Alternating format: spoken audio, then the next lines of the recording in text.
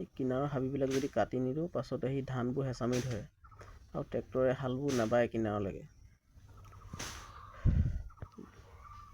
এইখিনি কাটি দিলে মানে তেতিয়া ছাইডটো মুকলি হৈ গ'লে মানে হাবিখিনি পটককৈ নাহে, হ'লেও পাছত এবাৰ কাটিব লাগিব ৰোৱাৰ পিছত অলপ দিন চাই পিনি। এতিয়া ট্ৰেক্টৰটো অকণমান ছাইডলৈকে বাব পাৰিব হালটো।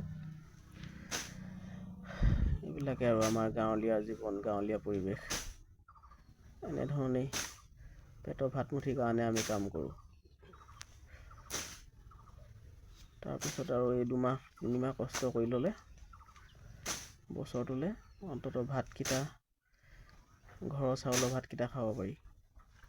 ভাতটো চবেই খাই আছে, চবেই খায়, কিন্তু নিজে কৰি, নিজে খেতি কৰি এনেকৈ খোৱা ভাতকেইটাৰ আমেজটো অকণমান বেলেগ।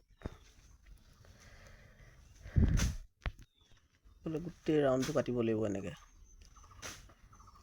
গোটেই ৰাউণ্ডটো কাটি ল'লে মানে লাগিব আৰু 2 ঘণ্টামান লাগিব চাগে। গোটেই ৰাউণ্ডটো কাটি ইটো ছাইডত বাঁহো হাউলি আছে, গোটেই বাঁহ ইফালৰ পৰা আহি এনেকৈ কাটি ল'লে মানে টেনশ্যন নাই আৰু 2 চাহ হাল বাই ৰুই দিব পৰা হ'ব।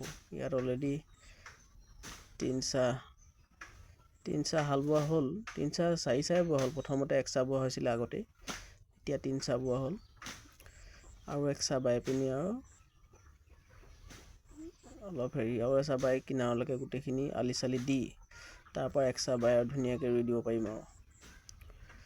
ৰুব হ'লেই আৰু মোটামুটি পানী আছে, ইটো ছাইডলৈ পানী নাই, এই ছাইডলৈ আছে বাৰু। ৰুবলৈ হৈছেগৈ আৰু। আপোনালোকৰ ফালে ৰুবলৈ হৈছেগৈনে বাৰু?